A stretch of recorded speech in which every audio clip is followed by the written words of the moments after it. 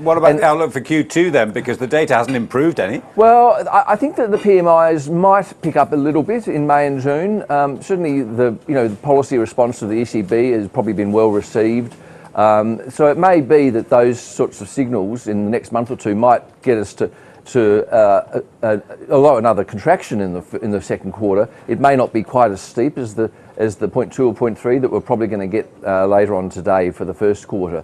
But look, Nigel, we think that the Eurozone is going to remain in recession right through to 2014 as well. So there's, for us, there's no obvious sign that that growth is just around the corner, despite all the official forecasts from the ECB, the IMF, whoever you like, pointing to a recovery beginning at some point soon. And what about Portugal, for example? I mean, this is all about trying to get countries like Portugal out of its bailout. It's got a short-term debt auction today. Are there signs, despite the political difficulties that they have, that they are actually reaching their goals as expected? Well, with further assistance from the rest of the EU, yes, and with bond yields having come down substantially because of the favourable market response to not just what the ECB has done, but easing in other jurisdictions, such as by the Fed and the Bank of Japan. But our view is that the growth outlook for Europe remains very weak.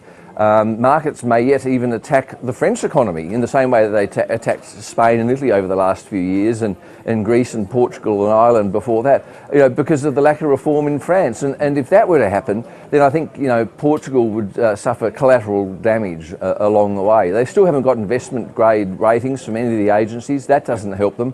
So I think that Portugal's going to have some difficulties ahead. Maybe not all of their own making, though. Maybe related more to problems elsewhere in Europe. Finally, a word on Bank of England with Mervyn King, his last big day. Is he going to be outspoken? Many expect him to be. He's been outvoted for the last couple of times. But why would he be any more outspoken than normal? He's the boss. He's still the boss. I think that he's been very clear about his views, but also clear that it's a collegiate decision which he's accepted, and I think it would be out of character for him to change on his last day. But I think he might.